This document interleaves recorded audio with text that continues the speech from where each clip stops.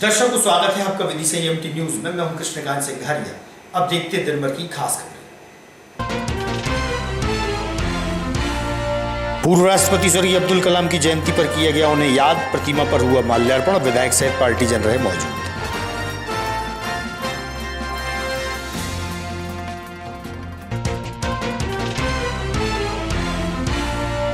जन सुनवाई के दौरान ग्राम कोलुआ के ग्रामीणों ने गांव में सड़क न होने से अपनी परेशानियां बताई प्रशासनिक अधिकारियों को, ग्रामीण रहे मौजूद।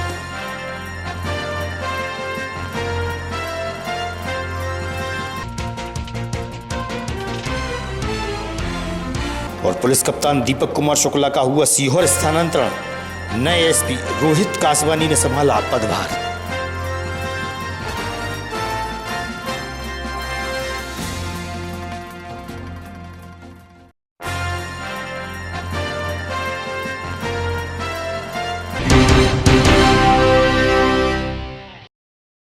अब खबर विस्तार से। पूर्व राष्ट्रपति स्वर्गीय एपीजे अब्दुल कलाम की जयंती के अवसर पर शेरपुरा स्थित उनकी प्रतिमा पर उन्हें याद करते हुए माल्यार्पण कर उनके जीवन पर प्रकाश डाला। इस अवसर पर विधायक मुकेश टंडन सहित भाजपा के नेता व कार्यकर्ता मौजूद रहे।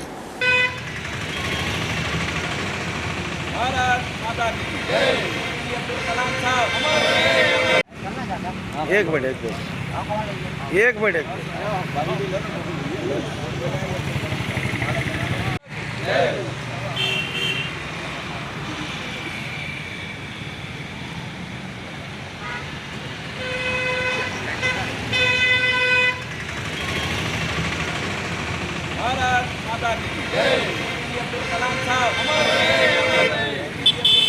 की जन्म जयंती है, जिसने पूरी दुनिया में भारत का नाम रोशन किया। भारत की सैन्य शक्ति बढ़ाने में जिनका महत्वपूर्ण योगदान रहा है, डॉक्टर एपीजे अब्दुल कलाम साहब, जिन्होंने सच्चे भारतीय होने के नाते अपना संपूर्ण जीवन देश की सेवा में और राष्ट्रभक्ति में आपने मिसाइल मैन बनकर पूरी दुनिया में भारत की ताकत बढ़ाने का काम किया है। आज भारतीय जनता पार्टी के सभी कार्यकर्ताओं ने श्रद्धा के साथ उनको श्रद्धांजलि अर्पित की है। वास्तव में एपीजे अब्दुल कलाम साहब से ये प्रेरणा मिलती है कि सामान्य परिवार में रहकर भी हम असाधारण काम कर सकते हैं, देश और समाज के लिए जी सकते हैं। अब्दुल कलाम साहब एक सामान्य परिवार से जन्म लेकर इतने राष्ट्रपति तक की उन्होंने अपनी यात्रा का सफ़र तय किया और वैज्ञानिक रहते हुए उन्होंने जो नाम कमाया, निश्चित रूप से हम सब के लिए गर्व की बात है। विदिशा द्वारा डॉक्टर एपीजे अब्दुल कलाम साहब, जो कि हमारे देश के पूर्व राष्ट्रपति हैं और जिन्हें पूरा विश्व मिसाइल मैन के नाम से जानता है, उनकी जन्म जयंती के अवसर पर पुष्पांजलि अर्पित कर सभी ने श्रद्धांजलि दी है और माननीय विधायक मुकेश टंडन जी के नेतृत्व में यह कार्यक्रम यहाँ संपन्न हुआ। शमशाबाद के ग्राम कोलुआ से जन सुनवाई के दौरान ग्रामीण जिला मुख्यालय पहुंचे, जहां उन्होंने बताया कि उनके गांव में 75 वर्षों से सड़क सुविधा नहीं है। सभी ग्रामीण खासी परेशान हैं। वर्षों से उनके गांव में सड़क निर्माण ही नहीं हुआ। ग्रामीणों ने अपना दर्द मीडिया से साझा किया है।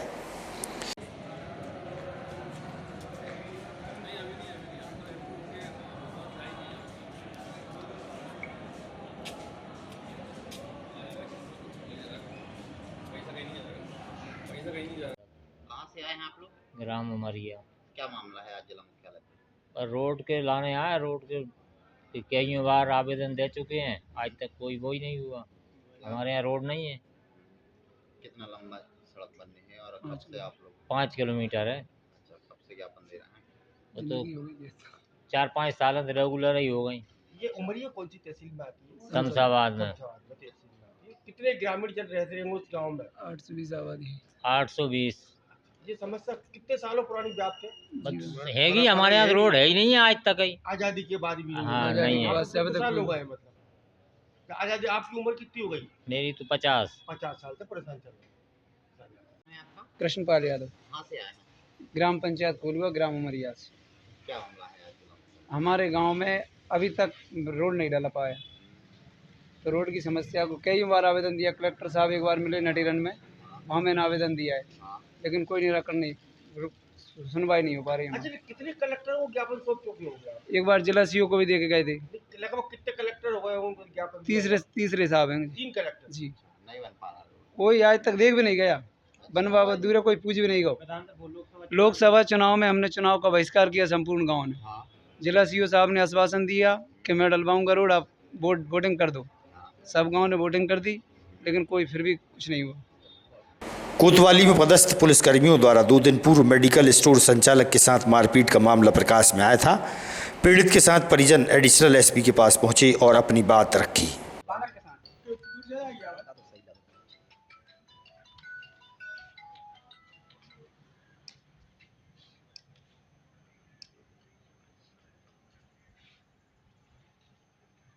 भारतीय जनता पार्टी जिंदाबाद।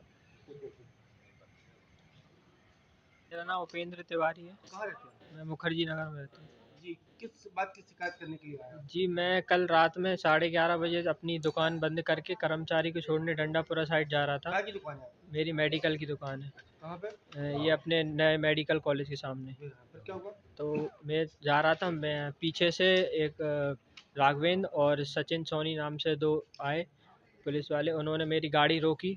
मैंने आगे जाकर अपनी गाड़ी रोकी तो उन्होंने मुझे गाड़ी से उतारा और मेरे से शराब पीने के लिए पैसे मांगे और मेरे साथ गाली गलौज की, शराब पीने बदतमीजी। जी सर। अच्छा। और पुलिस बदतमीजी विभाग की। के कर्मचारी पुलिस विभाग के जो कर्मचारी इतने गिर गए कि मतलब पैसा मांग रहे थे? जी सर, सिविल ड्रेस में थे और सिविल ड्रेस में? जी सर, एक ड्रेस में एक ड्रेस में थे और एक सिविल ड्रेस में। कितने पैसे मांगे थे आप? उन्होंने पैसे मांगे थे मेरे से, बोला पैसे दो नहीं तो मारा पीटी करने लगे और गाली गलौज करने लगे।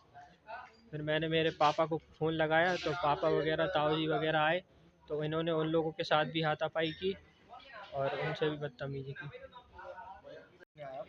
ये हमारा भतीजे जो है रात में मेडिकल स्टोर बंद करके अल्फ़ा मेडिकल है घर जा रहे थे और डंडापुरा के पास जो है हमारे एक स्टाफ का कर्मचारी रहता है, उसको छोड़ने जा रहे थे। तो इनकी गाड़ी के आगे एक क्या नाम है उसका, राघवेंद्र, पुलिस में है जो सिविल ड्रेस में थे। तो इन्होंने आके हाथ दिया और गाड़ी रोक ली और गाड़ी रोक के और इससे पैसे मांगने लगे कि पैसे देते। इसने कहा भाई किस बात के पैसे दें, तो चला ज़्यादा बहस मत करो और इसको खींच के और इसके साथ मारपीट कर दी पीछे से। कितने बजे की घटना होगी? पीछे से सोनी आ गए,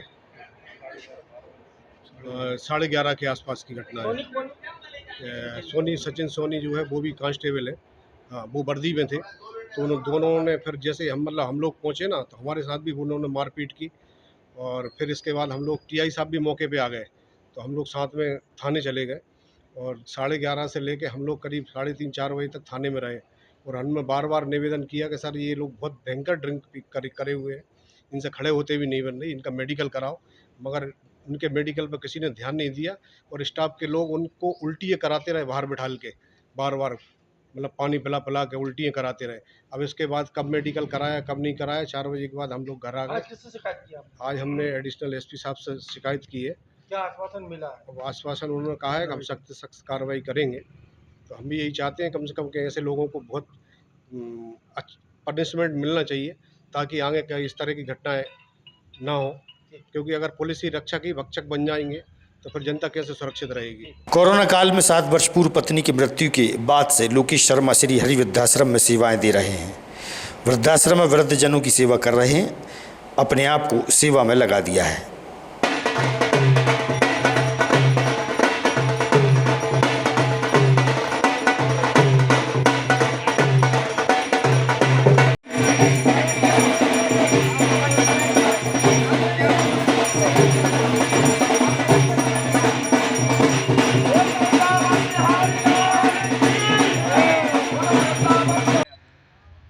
करिया खड़ा रोड पीएचई। यहाँ पे आए किस लिए आए? जे कान्हा जी को यहाँ भवन में विश्राम देने के लिए। क्यों? वृद्धाश्रम में। क्यों, क्या कारण है? कारण ये है कि मैं निसंतान हूँ, मैंने इनको गोद लिया था। अब ये 2 बालकों को मैं संभाल नहीं पा रहा हूँ, बालकों के रूप में कृष्ण भगवान और राधा रानी को। और यहाँ पर जो वृद्धाश्रम में वृद्ध माताएं बहनें जो हैं, उनके जो नाती वगैरह घर छूट गए हैं, उन नातियों के रूप में, यानी इतनी बड़ी साइज के जो भगवान दान में दिए जा रहे हैं या सौंपे जा रहे हैं यहाँ वृद्धाश्रम में, उन नातियों के रूप में इनका जो भविष्य है आने वाला वो अच्छा हो जाएगा। भगवान को पूजन करेंगे बढ़िया प्रेम पूर्वक और मोक्षगामी हो जाएंगे। तो जैसे कि आपने अपना बताया कि आप निसंतान है, तो पत्नी कहाँ गई है आपकी? ये दिनांक 7 मई 2021 को कोरोना वायरस में चले गए। अच्छा, पहले आपके पास भगवान श्री कृष्ण थे, उसके बाद? पहले 7 साल पहले कन्हैया को गोद लिया था। 7 साल से 4 साल कन्हैया जी को रखा साथ में। 3 साल पहले पत्नी चली गई, फिर 1 साल पहले राधा जी को ले आए। अब दोनों को साथ में रखते थे। क्या रूप में देखते थे आप इनको? अपनी संतान के रूप में। संतान के रूप में। तो आज संतान को आप वृद्धाश्रम में छोड़ रहे, या माता पिता संतान अपने माता पिता को वृद्धाश्रम में छोड़ रहे हैं, आप संतान को छोड़ रहे हो? संतान क्यों? अब ये तो भगवान है, मैंने माना संतान है। नहीं तो आप क्यों, आपने जब संतान माना, संतान को आश्रम में छोड़ना? सेवा नहीं कर पा रहा हूँ, 2 हो गए ये। अब ये समझ लो मैं अकेला कहीं जा रहा हूँ। अच्छा, इनकी सामग्री क्या है इनके पास? आपके बच्चों के पास क्या क्या सामग्री है? जो हम और आप यूज करते हैं सब सामान है। क्या क्या है? जैसे किसी खास सामग्री क्या क्या? सामग्री क्या खास सामग्री है? खास सामग्री में मंजन से लेकर के और रात के बिछौना की जो मच्छरदानी रहती है वहाँ तक का पूरा मतलब सामान। कुल मिलाकर मंजन से लेकर वॉशिंग मशीन तक? वॉशिंग मशीन भी है, बेड भी है, पंखा भी है, कूलर भी है आपका, और 10-25 जोड़े बड़ी वाली फ्रॉक में कपड़े भी हैं, चड्डी बनियान भी है। 1-1 महीने 1.5 महीने आप बदलते रहो, कोई दिक्कत नहीं। 25 साल तक आप खर्च नहीं कर, मतलब कपड़े नहीं बनाओगे, इनकी कोई जरूरत नहीं पड़ेगी। कान्हा जी को मंदिर में भी छोड़ सकते हैं आश्रम की जगह? नहीं, यहाँ ज़रूरी है। मंदिर में तो भगवान कान्हा जी बहुत बैठे हुए हैं, यहाँ नहीं बैठे। और यहाँ बैठे हैं, इतनी बड़ी मूर्ति के भाव में नहीं है जो वृद्ध माताएं उनको गोद लेकर के खिला सके। मतलब कुल मिला के हर मंदिर में भगवान पंडित जी भगवान के संतान पास के रूप में आप माता पिता दे से उनको मिला रहा, ताकि बच्चे भी रहे और माता पिता भी साथ में रहे और यही रहे, मोक्ष भी मिल जाए उनके लिए, जो माता पिता वहाँ से घर से यहाँ आ चुके हैं। वृद्धाश्रम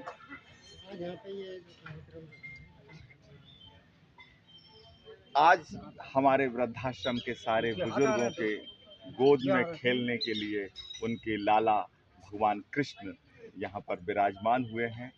हमारी तो इच्छा बहुत पहले से थी। आज से 7 साल पहले नगर के ही एक राधा रानी के भक्त, भगवान कृष्ण के भक्त यहाँ पर उन्हें साइकिल से घुमाने के लिए लाए थे। बहुत छोटे कृष्ण जी थे। हमारी इच्छा थी क्यों ना ये वृद्धाश्रम में विराजमान हों, लेकिन आज 7 साल बाद ये इच्छा पूरी हुई और वो अपने भगवान कृष्ण को आज तो वो विवाहित रूप में राधा रानी के साथ में विराजमान है। और वृद्धाश्रम में बुजुर्गों का जो मन है वो ये है कि उनके अपने नाती पोते, उनके अपने बच्चों ने तो उन्हें नहीं रखा और उनका सुख उन्हें नहीं मिल सका, तो वो सारे बुजुर्ग उनको भगवान तो हैं ही कृष्ण जी, लेकिन उनको अपने बच्चे के रूप में, अपने नाती पोते के रूप में उनको यहाँ पर उनकी सेवा करेंगे, उनको साइकिल से घुमाएंगे और भगवान के लिए जितनी भी आवश्यक वस्तु हैं वो भी यहाँ पर आप। दीपों का पर्व दिवाली मनाने को लेकर विद्वान पंडितों की उपस्थिति में विद्युत विभाग परिसर में स्थित भगवान महाकालेश्वर मंदिर में बैठक आयोजित की गई। विद्वानों द्वारा बताया गया कि 31 अक्टूबर को दिवाली का पर्व मनाया जाएगा। भ्रम ना पालते हुए 31 अक्टूबर को दिवाली मनाने का निर्णय लिया है। ब्राह्मण पंडितों ने दी जानकारी।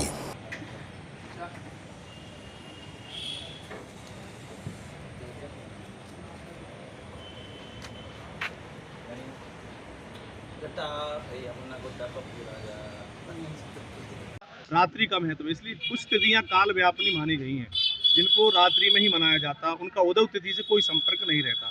जय श्री राम, जय माता। धर्माधिकारी पंडित विनोद शास्त्री। आज के संबंध में यहाँ पर कौन सा मंदिर है और क्या बैठक हुई? महाकालेश्वर मंदिर है विद्युत मंडल के अंदर। यहाँ पर आज क्या नगर के वेदोक्त ब्राह्मणों के, कर्मकांडी ब्राह्मणों की आज बैठक यहाँ पे एक संपन्न हुई, क्योंकि क्या है कि दीपावली को लेकर भ्रमित की स्थिति बनी हुई है।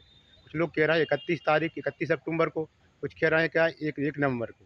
इसको लेकर आज बैठक सभी ब्राह्मणों की यहाँ पर रखी गई थी। उसमें सर्वसम्मति से निर्णय लिया गया कि 31 तारीख को दीपावली का त्यौहार मनाया जाए, क्योंकि क्या है 31 अक्टूबर को दीपावली का त्यौहार मनाया जाए। किस तरीके से भ्रमित हो रहा है, किस तरीके से भ्रमित? क्योंकि इसमें क्या है कि हर त्यौहार का एक अपना अपना महत्व होता है।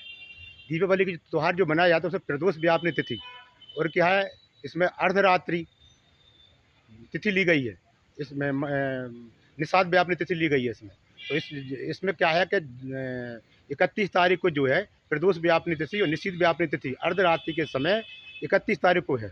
और उधर क्या है 1 नवंबर को क्या है कि वो सूर्य अस्त के 1 घड़ी रही है, जबकि शास्त्रों में ऐसा नियम है कि 1.5 घड़ी तक यदि अमावस्या रहे तो दूसरे दिन उसी दिन मनाना चाहिए।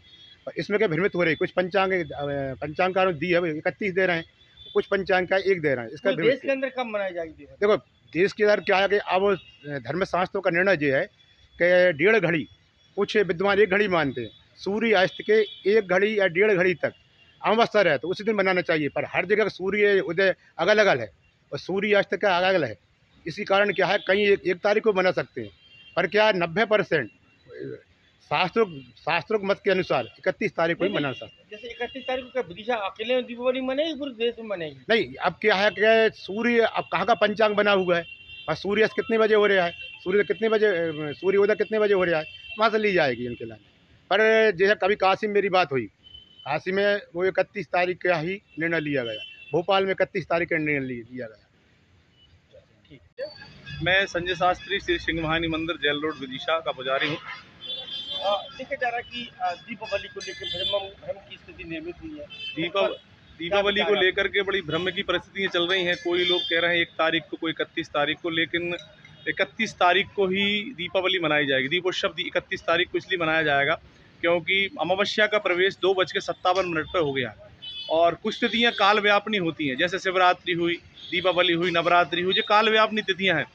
नवरात्रि के 9 दिन काल व्यापनी माने जाते हैं। नवरात्रि का दिन का कोई महत्व नहीं है, लेकिन रात्रि का बड़ा महत्व माना जाता है। ऐसे दीपावली का है, दीपावली का दिन का महत्व नहीं है, उसका संध्याकालीन से लेकर के रात्रि का, संपूर्ण रात्रि का महत्व माना गया। इसलिए रात्रिकालीन दीपावली मनाई जाएगी क्योंकि दोपहर में 2:57 पर अमावस्या का प्रवेश हो गया है, तो गुरुवार को शाम को दीपोत्सव मनाया जाएगा। और इसी तरीके से शिवरात्रि का रहता है कि शिवरात्रि काल व्याप। पुलिस अधीक्षक दीपक कुमार शुक्ला का स्थानांतरण सीहोर होने उपरांत नवागत एसपी रोहित कासवानी द्वारा अपना पदभार ग्रहण किया गया।